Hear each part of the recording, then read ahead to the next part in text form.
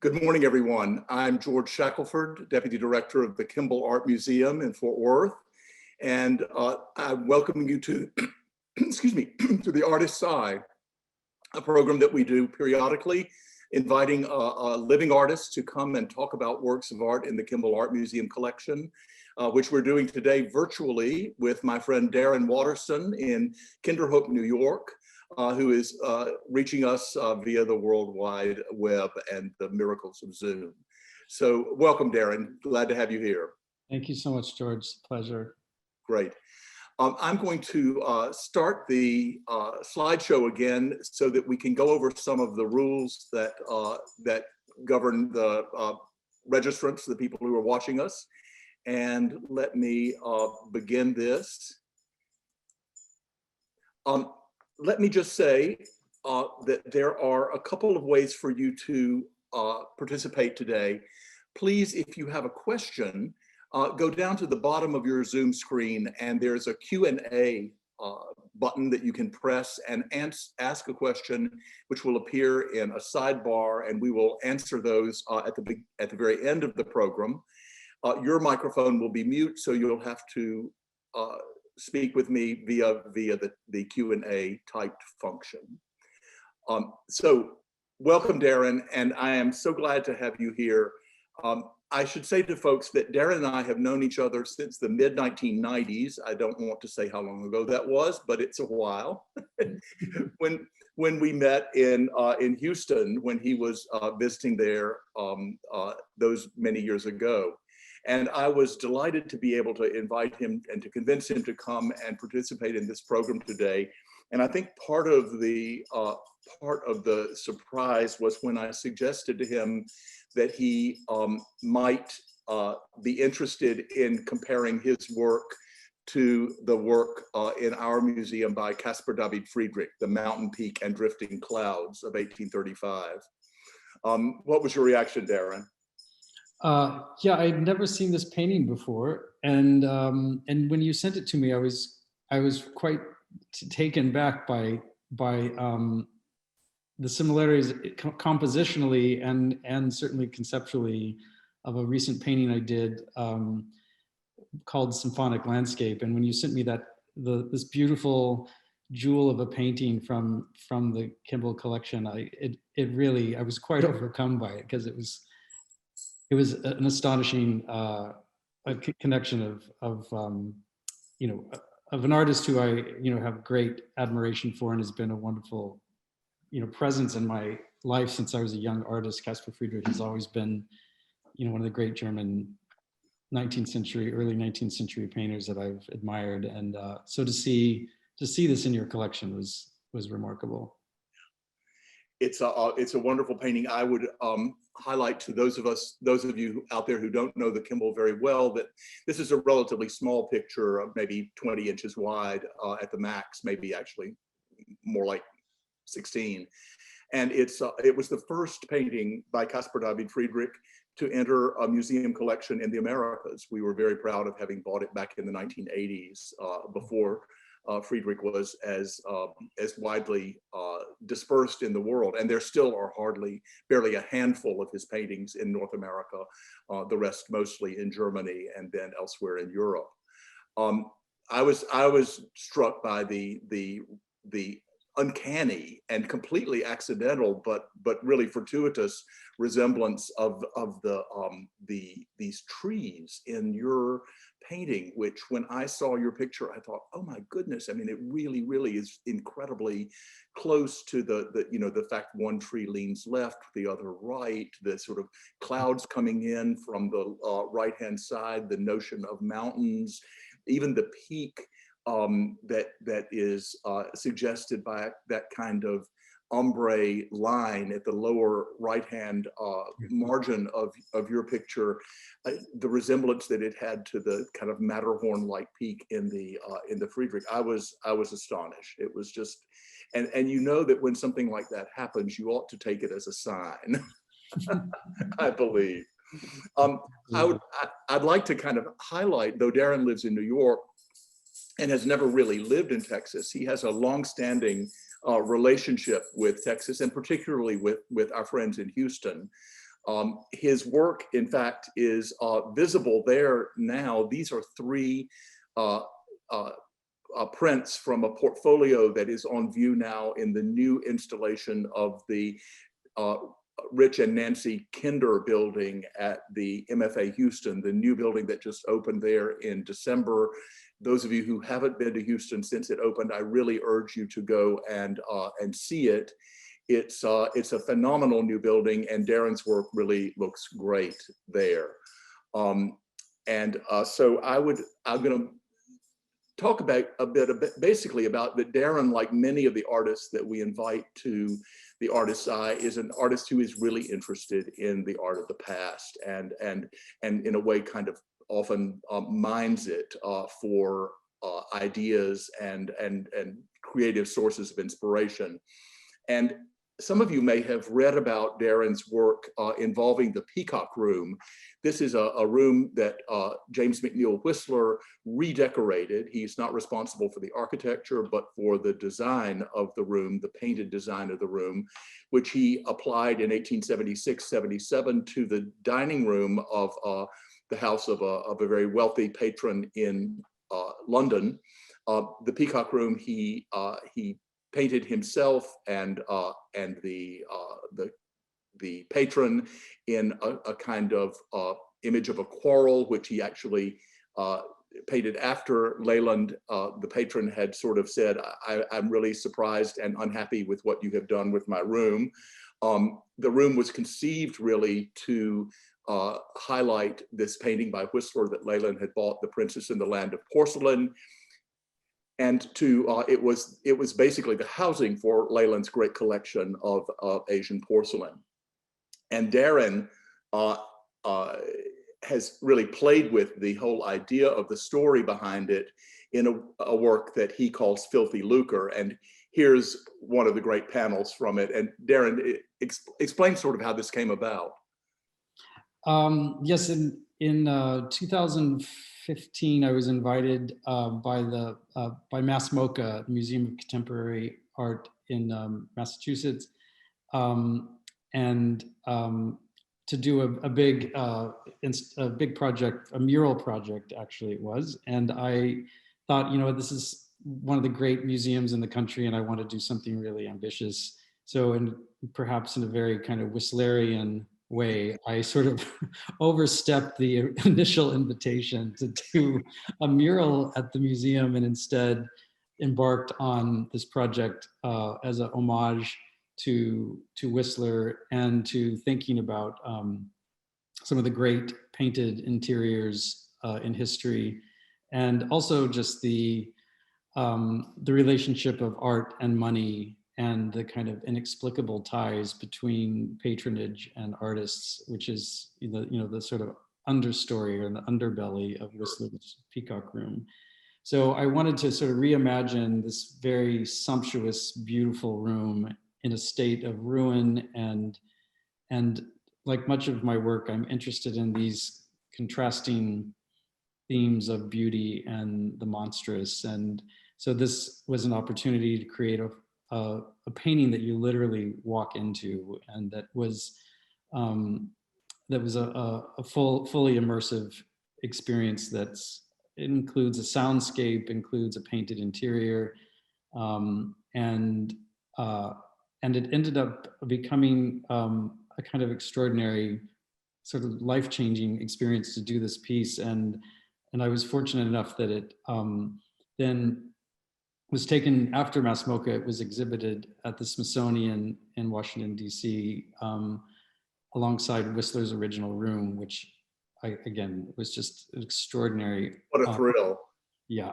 Yeah. And then it opened just weeks before all of our lives changed, leading up to the pandemic last year. And it was brought to London, also just a stone's throw from where it originally was conceived, at Leyland's house, his townhouse, which is just adjacent to the V&A. So it was, one of the great honors of my life to be able to have this solo exhibition at the Victoria and Albert Museum in London. And we opened to, it's this great momentous moment, and none of us ever imagining what was just around the corner. Absolutely. So, this is late January 2020. Yeah, right. So I left London in the beginning of February after preparing for other exhibition or this piece was going to tour throughout the UK. And I came back and was preparing for an exhibition in New York at DC Moore Gallery, where I'm represented in New York. And just carrying along in my studio, working away. In this image that George is showing you is the painting, not quite finished yet, of the symphonic landscape painting, which is about a 5 by 7 foot painting. Just to put it in perspective, as we were looking at it up against the cascade. Friedrich, yeah. And so this is just a studio shot that was probably in late February or mid-February, when I was just finishing up the paintings. And everything that was happening in the world just seemed, for all of us, it was such a, like this slow moving car crash that just unfolded in all of our lives in sort of mid-March. And so what I thought I would share with you in the next few images is just a little vignette of my pandemic year, starting in London at the V&A, and then coming back home to finish a series of paintings that was slated for this exhibition that obviously was then postponed much later. The painting on the left is called Every New Tempest. And this is from this body of work. This exhibition was called Notes from the Air, which is taken from a John Ashbery poem.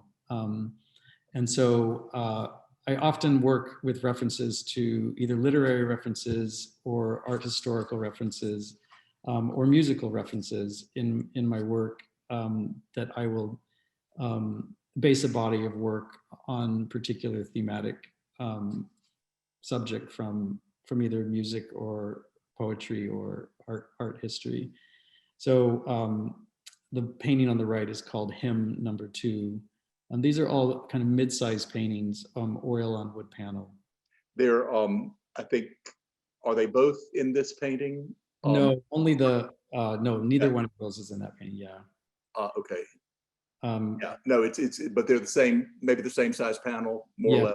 Yeah, sorry. Correct.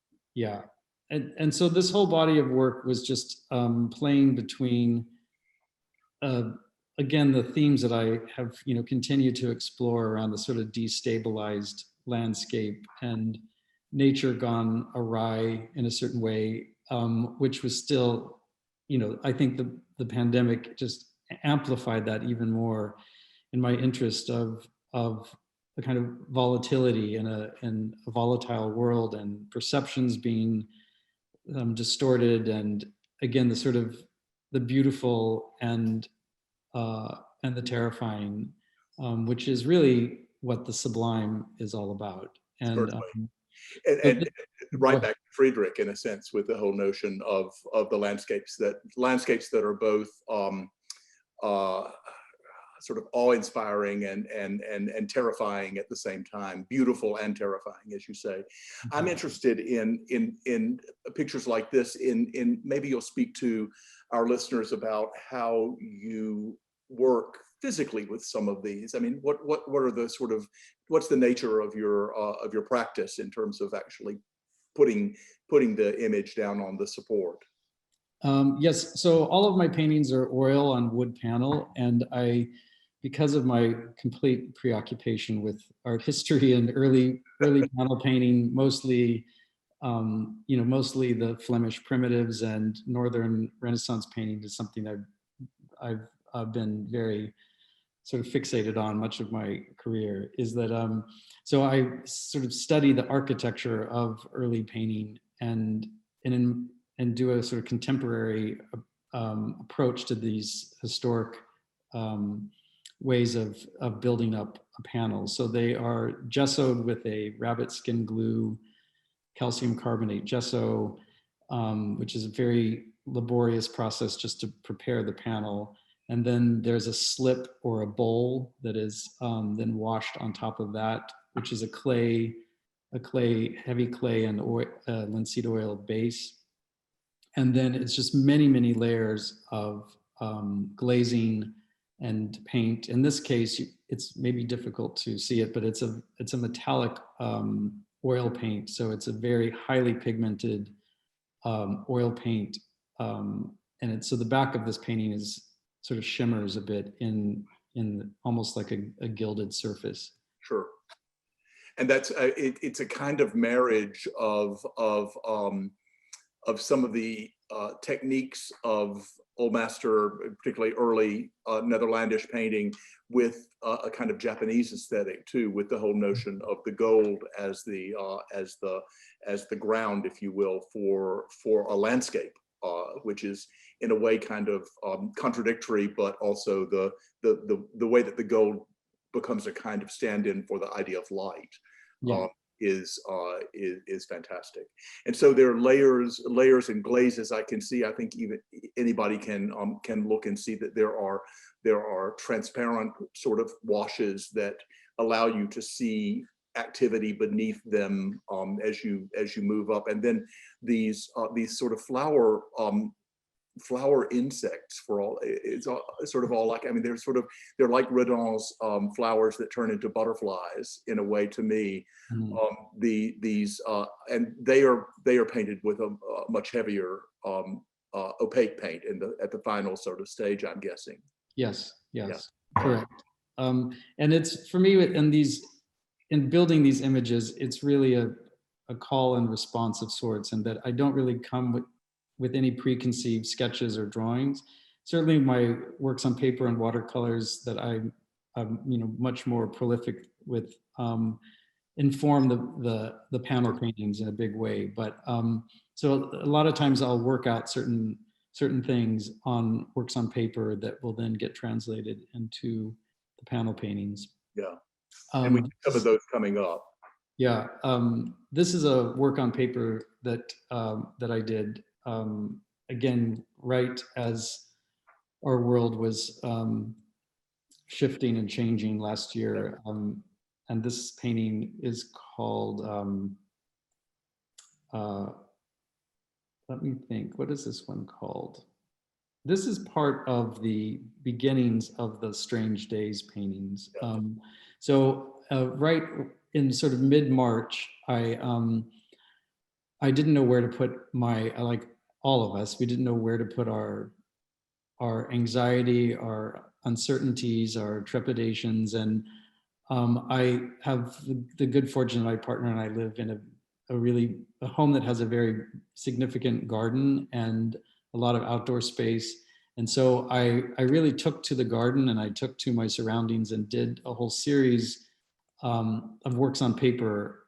Actually, this was another series. It was a very prolific pandemic 2020, but this is a series called March 2020, and I painted these right at the very last week of March.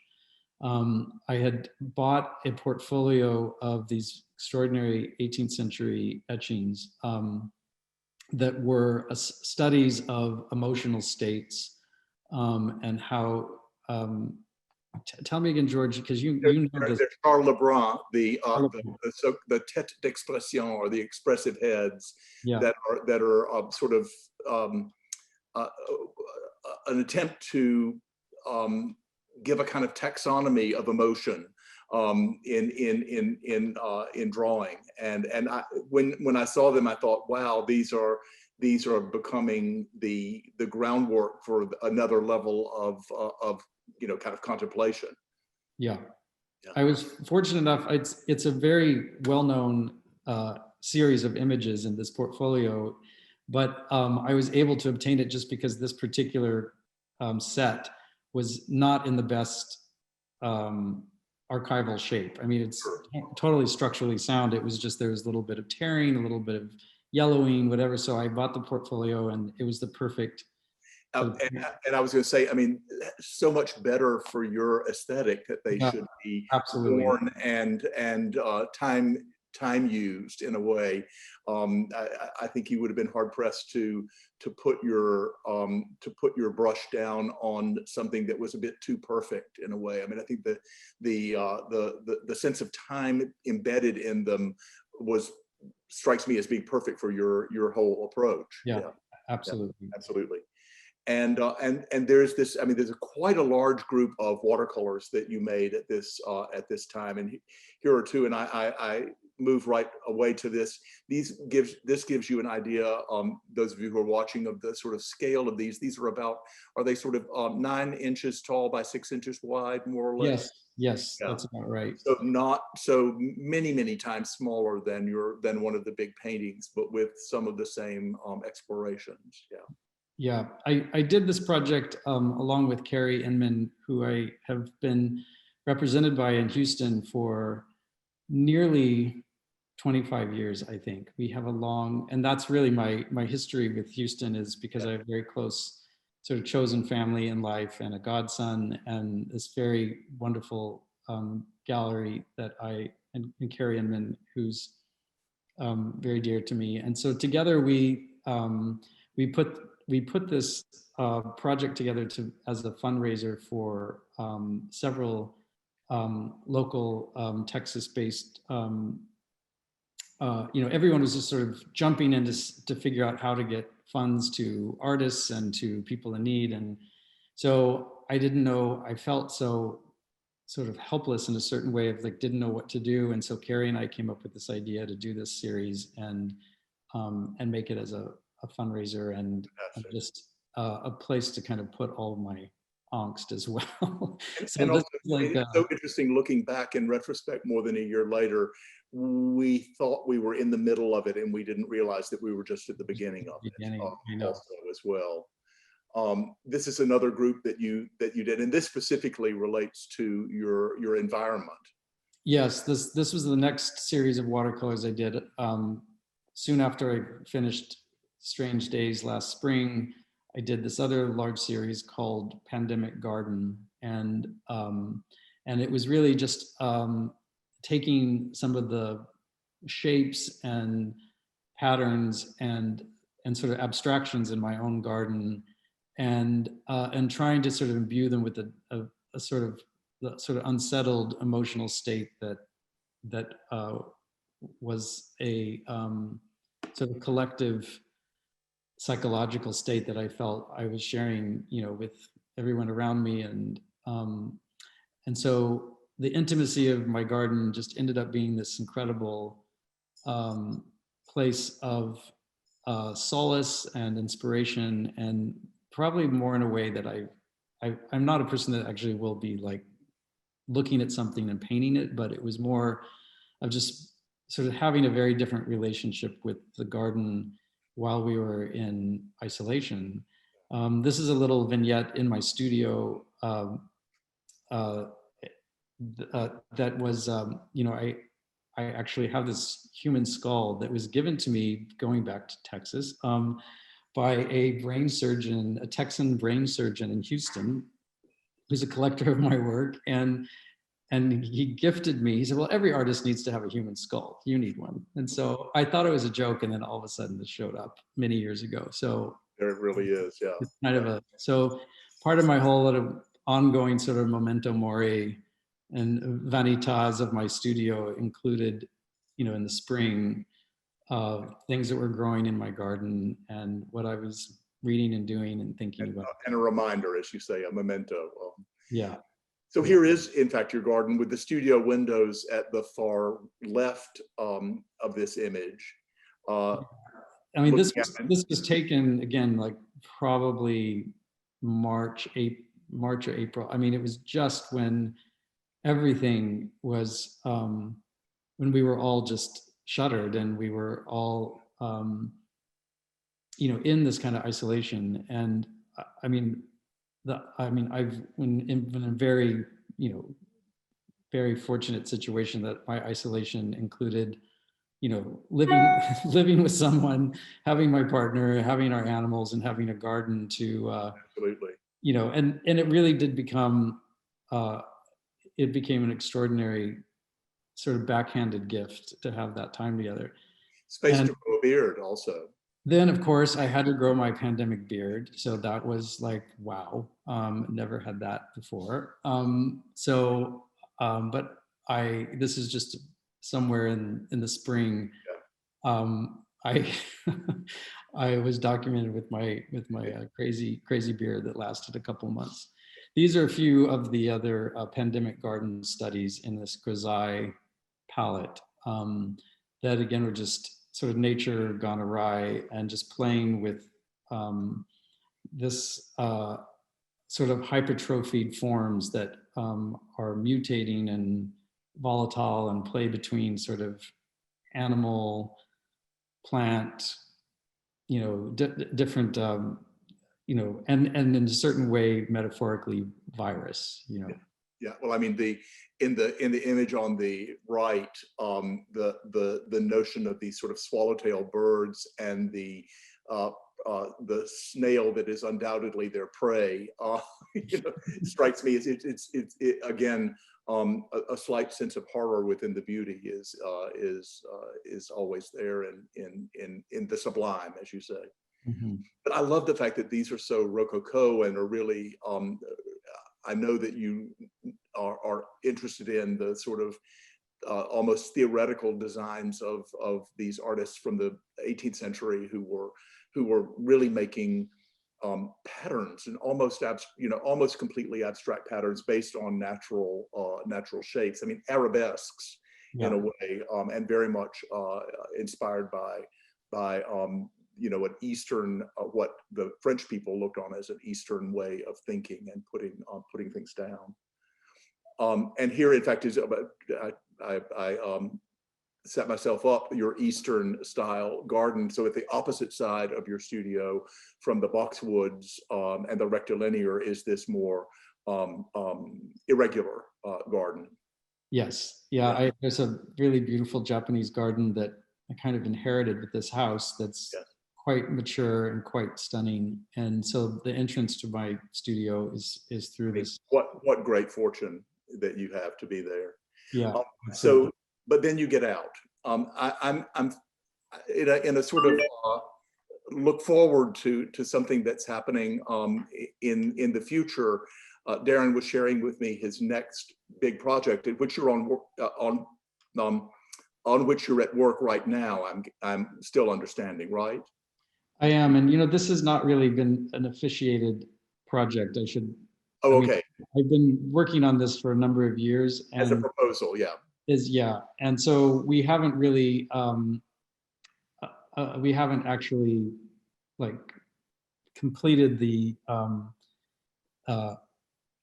arrangements. Arrangements, but it's in the works right now, and it's a project that I've been working on for a number of years, called the Congregation of Tears, and it's a chapel that is based on a Byzantine chapel in its components, but it was designed as conceived as a contemplative space for the emotive eye and for how and why we cry and the thresholds of experience that produce tears. And then the project has sort of been waxing and waning for years, and then as the pandemic unfolded, the conversation began again with the museum and thinking about, well, if we do this, it's now under an entirely different context, and what would that be, and how do we think about this this Congregation of Tears as a kind of collective memorial for those lost in the pandemic. So the setting will be when it comes to pass the cloisters. And for those of you who are listening, many of you will have been to the cloisters, which is the outpost for medieval art that was opened in the 1930s in the far northwest reaches of Manhattan in Fort Tryon Park, overlooking the Hudson River, and this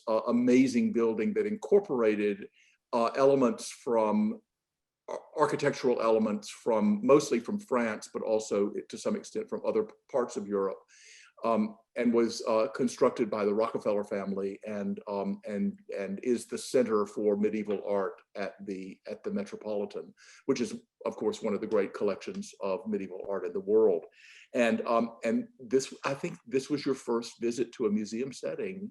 It was. This was in the in closure of all of these, and in fact, while the building was still closed. Yeah, this was in January of this year, and it was my first outing. I hadn't been to New York in a while, and I was invited to meet with the director of the museum. And you can see those incredibly stark, bleak trees inside the cloister gardens. And it was a rainy day, and I walked into the museum, and I was so overcome because I hadn't been in a museum in over a year, and I broke into tears, and with some amount of embarrassment in front of the director, who just said, "You know what? I totally get it, because I had the same experience when I had to come back into the museum after being gone for so long."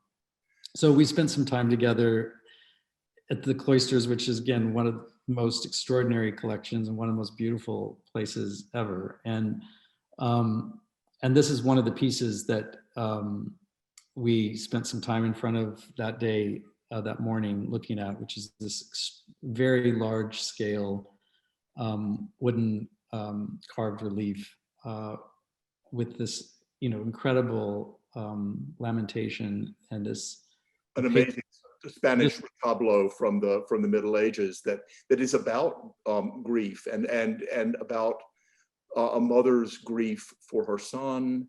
The friends, John the Evangelist and Mary Magdalene on either side, who are mourning the loss of their friend.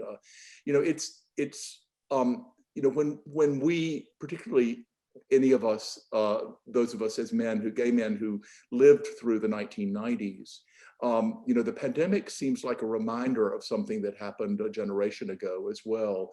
And I think that the whole notion of a series of works of art that are about mourning, basically, and which will culminate when the time comes in this extraordinary environment.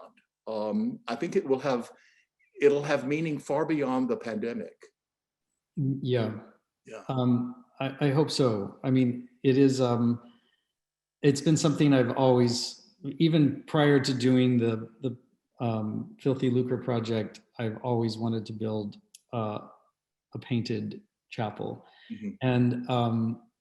And so this has been, conceived a long time ago, as I had said, but I feel like it feels, there's an urgency to doing it now that I think I never had felt so strongly before. And just sort of the pathos of this moment, and the accumulation of again, these experiences in our lives where we do cross these thresholds of a kind of emotional, an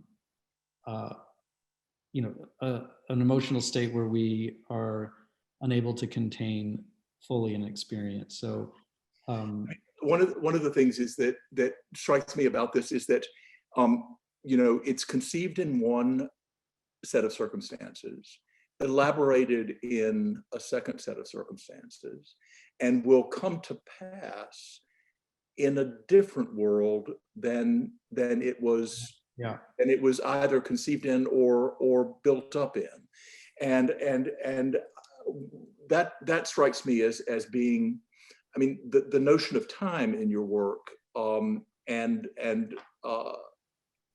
time for feeling, it strikes me as a constant in a way with what you're interested in, and this because of when it falls and how long the gestation period of it is. It'll be a fascinating thing to see what tiers are we interested in or not interested in. What tiers are we motivated by when we will stand before this when it is realized, when we will be within this chapel in the future. I wanted to come back now to the Kimball. I want to talk about, now that we've acquainted people with your sort of ways of thinking and working, about the kind of insights that you have about works of art that are in our collection. We talked a bit already about the Friedrich, and here the notion of the sublime and the landscape that provokes feeling, and I think that's really that's the central idea with the works that you have identified from the Kimball, to sort of pair with your own and to think about the strange scale relationship between the little Friedrich and the actually quite large, 20 times as large painting of the symphonic landscape. Is one, they do share, of course, a fascination for the early landscape paintings of the Renaissance, of Albrecht Altdorfer, for instance, an artist who does these fantastic pine trees in his drawings and paintings.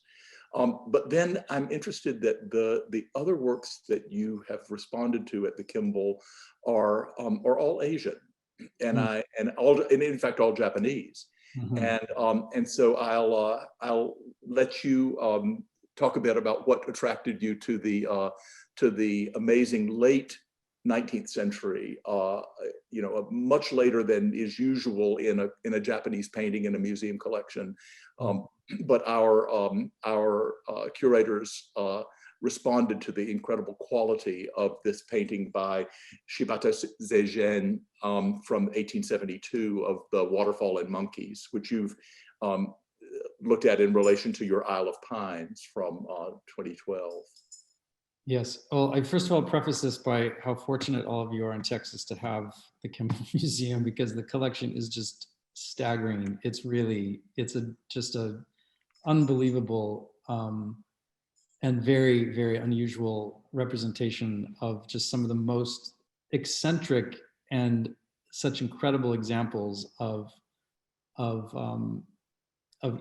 each period and of each of genre of work. But this is as I can't wait to see this piece in person, because I haven't had a chance to, but I was just so struck by this incredible movement of where sort of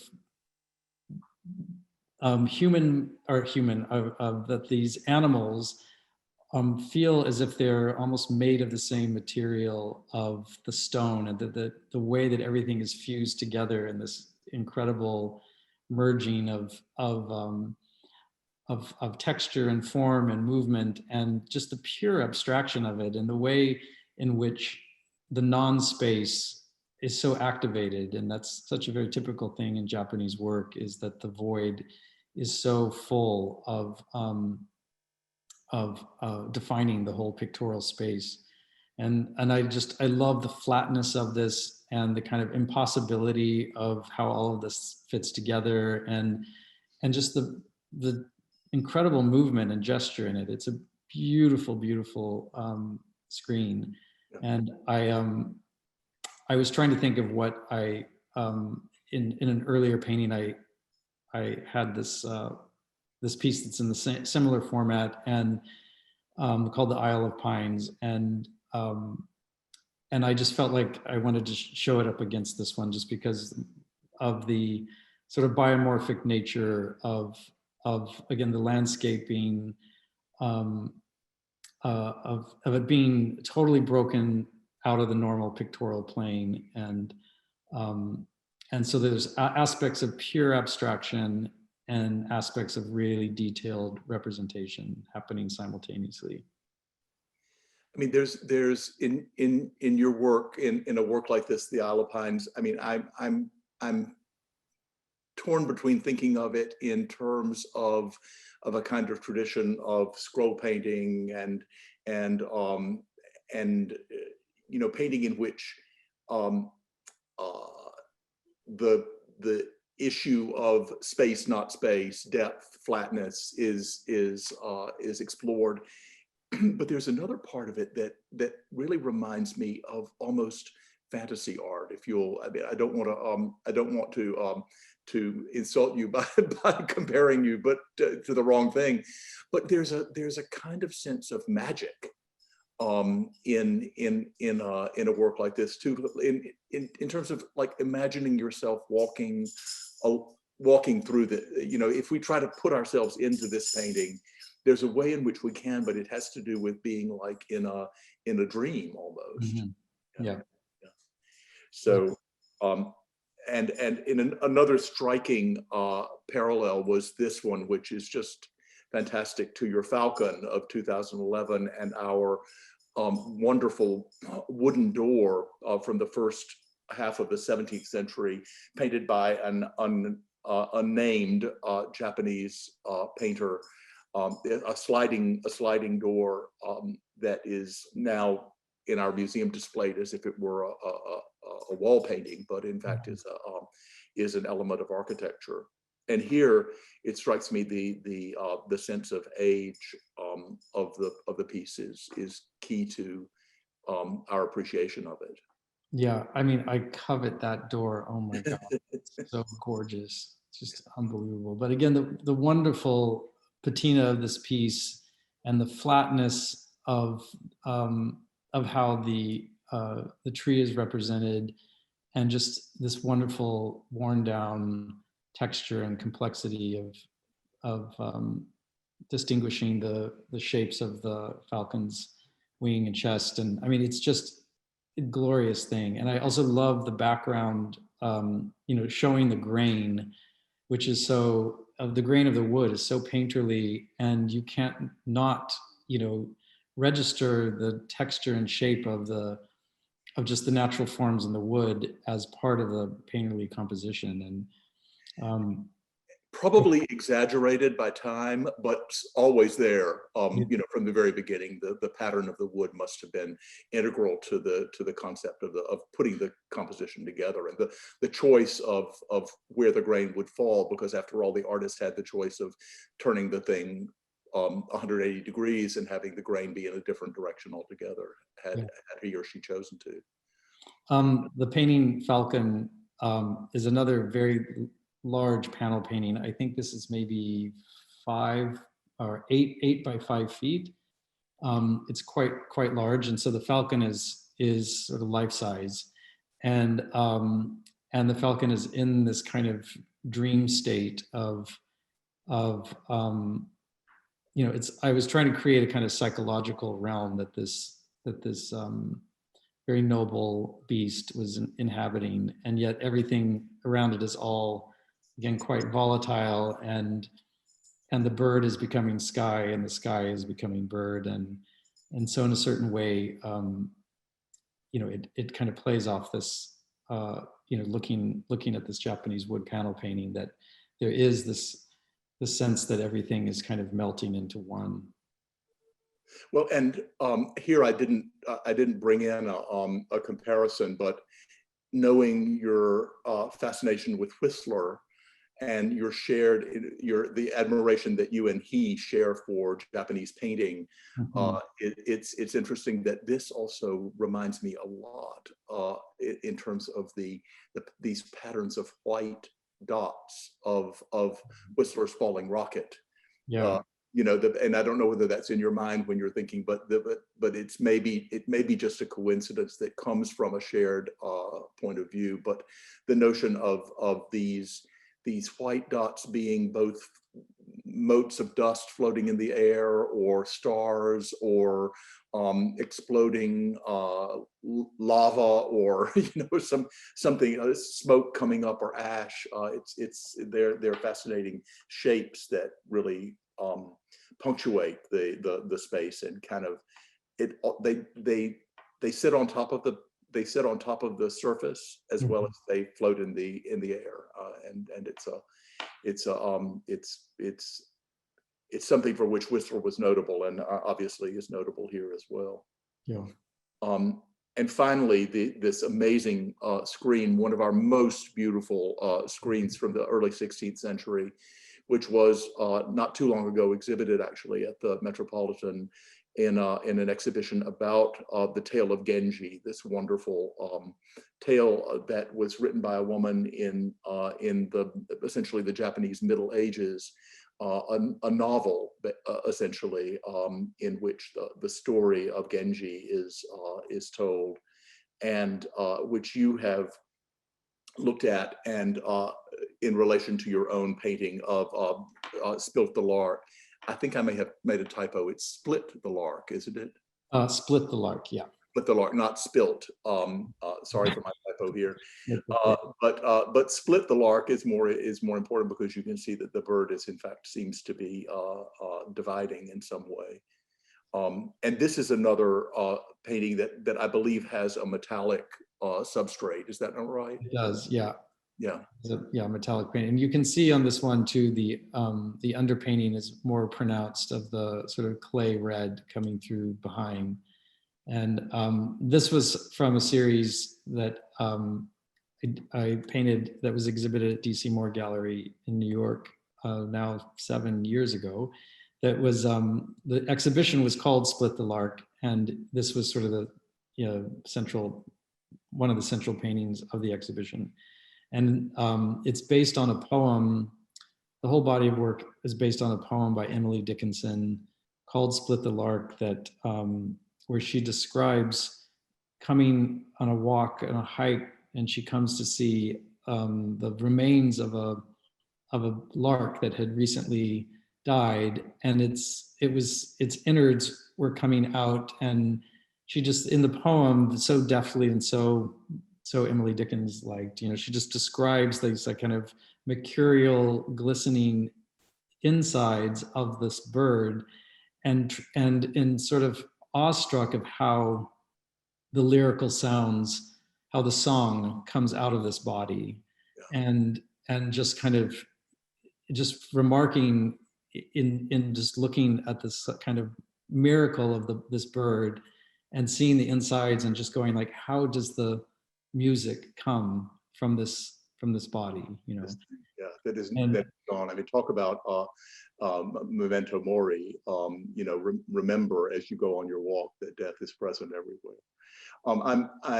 In terms of the juxtaposition of these two, there is really notably the fascination with the underlayer of gold, which I think is visible here in our painting, particularly at the upper register, where you see the little flecks of gold on which atop which the artist has placed these water-based colors, and then yours, which is able to be even more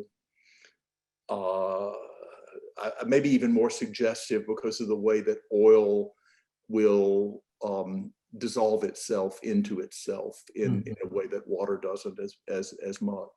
Yeah, absolutely. But the painting of the screen there that is in the collection is just, I mean, that is just an extraordinary. It's an amazing object. Yeah, and it's just, again, the pure abstraction of it and the pure kind of incredible psychological state working with the proportions and this kind of, again, this sort of monstrous representation of the waves and the water and the figure of her, Yanji, walking on its edge. And there's just such a sense of the power of nature and the kind of way in which like the human experience is so totally dwarfed by this very ferocious representation of nature. But it also just, the whole thing is representing this kind of psychological state to me. It's just the notion, as we go back here, the notion of the lone figure in the far right panel, in the white robe, within the black triangle, in a kind of contemplation of this massive sense of the landscape around. Anybody who's in close proximity to the Kimball that can go see the screen, will you please go see it for me? I hate to tell you that right now it's not on view, but I'll Oh, let it's you not. know Okay. when it goes back on view. So I'd like to stop our screen share for the moment and take some questions from people, because I know there are several questions that have come up that I'd like to pose to you.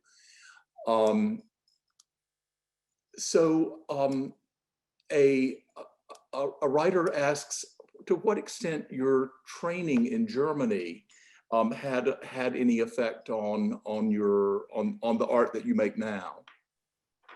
Yeah, I spent a year, my junior year of college in Germany, and much of that time was actually working at the Stadtarchiv in Münster, Westfalen, where I went to study.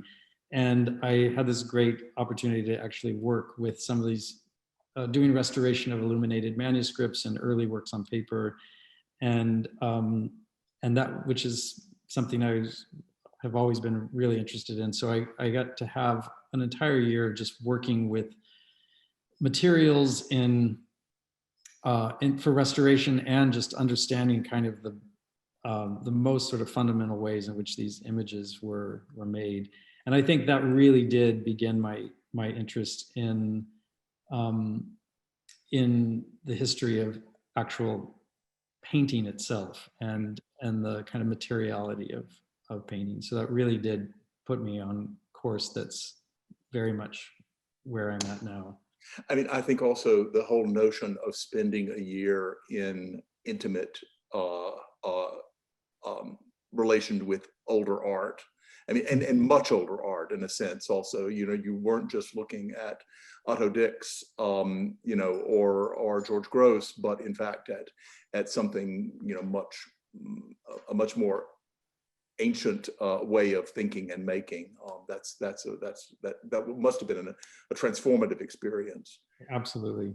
Yeah. I mean, I remember the first time, you know, when in college, I was working at the college museum in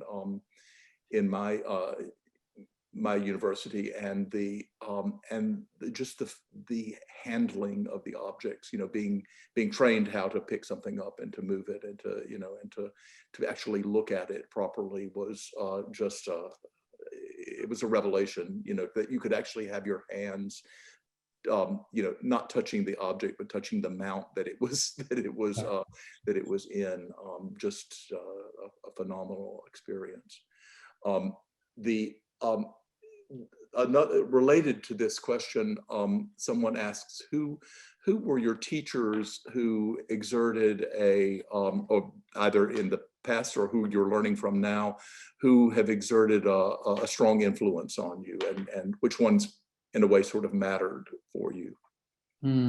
I think that I think my teachers were outside of academia, that they're kind of my mentors in life. And the first kind of major mentor was a woman named Beatrice Wood, who was called the Mama of the Dadas. She was sort of the foremost female artist of the Dada period, and very close friends and lovers with Duchamp and Rocher, and I met her when I was in college, working at a ceramics gallery in Los Angeles, and she became a very, very close friend, and really my first kind of significant mentor, who just more than anything just sort of taught me the ropes on the pragmatics of the practice of an artist, the business part of it, thinking about how do you navigate through these relationships of, you know, gallery and collector, and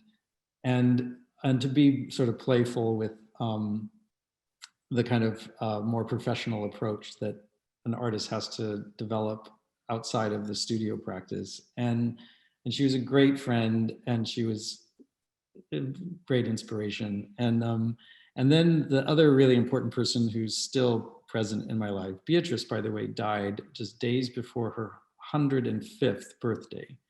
So she, a remarkable artist and personality, and incredible.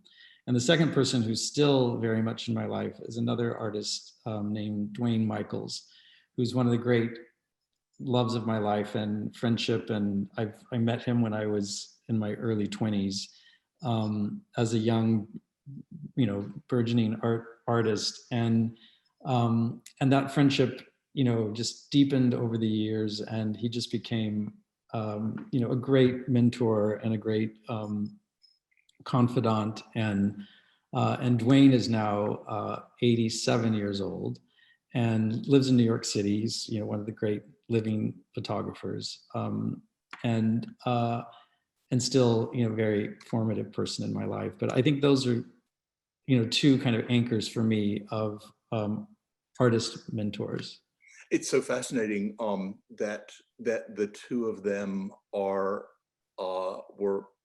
in terms of their own practice, so completely different from yours. Yeah, absolutely. An artist who is a member of the Dada movement, and then a living photographer now who is known for the kind of mysterious narratives, the unfinished storied quality to his images, where something has happened, but you can't quite tell what it is, and it's capturing something that is, well, I often feel in a work by Dwayne Michaels that I happened to open the door too early, or and caught something that I wasn't supposed to see, in a way.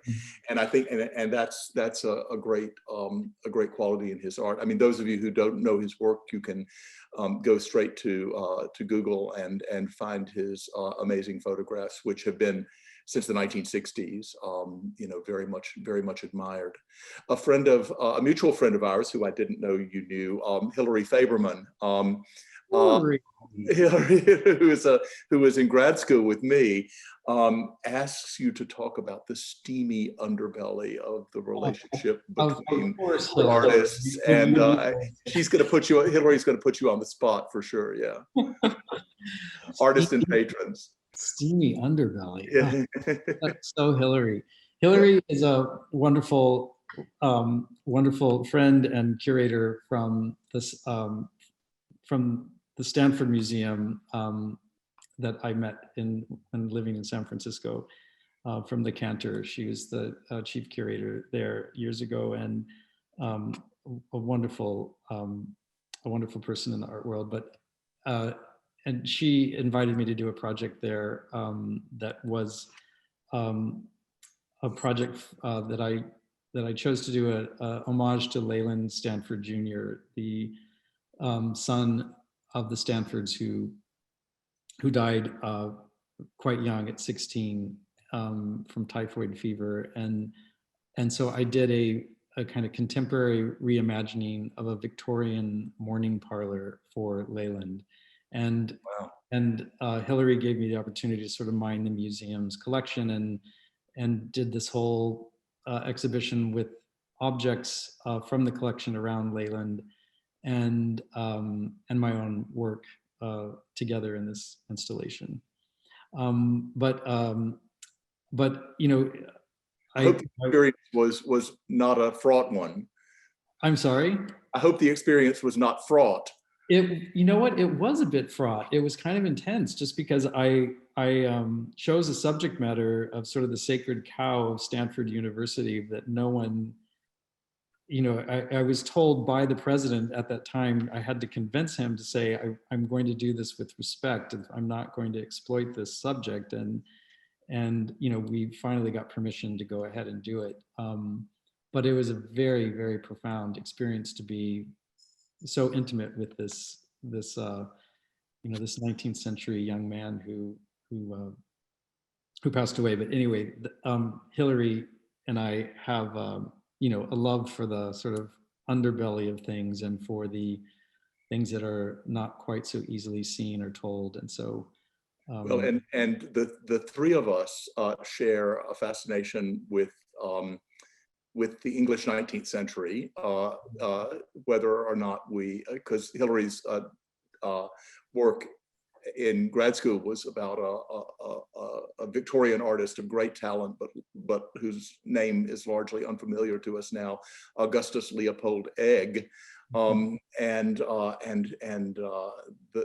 Her fascination both for the Victorian and the contemporary is something that I share and that you share, I believe. And someone else points out that they think it is remarkable that both you and I have a skull in our studio. Over my shoulder in the background is an arts and crafts ceramic skull, sort of rookwood, but not quite, that is part of a collection that I have actually of cranial art. And so anyway, what I think we've discovered is that, and through the questions that we've had from our friends and the responses that we've got from our listeners, that there's a lot more that we could keep on talking about, but we're at the end of our hour, and the fact that we've got these things in common is something to celebrate and to keep exploring. Yes, absolutely. And George, I'm so grateful to be invited to participate in this series that the museum is doing, and feel really, really fortunate to have the opportunity. And I can't wait now to get myself to Texas soon and be at the museum and have the opportunity to see the objects that we talked about today. But we will look forward to that, and I'll leave this this image of Friedrich and you on the screen to say goodbye with. Thanks to everyone who listened in today and watched. For your information, if you came in late, this program has been recorded, and I believe it will be up on our YouTube channel in the fullness of time. And do check out Darren's art. If you're in Texas and down in Houston, do go see it at the MFA or in galleries, both here and there. We look forward to seeing you at our next Artist's Eye, and please keep a look at kimballart.org for future programs. Thanks to everyone for participating this morning, and we will say goodbye. Thank you, everyone. Thanks so much. And thank you, George. Okay, I have to figure out how to end this now. So, okay, bye-bye. Bye.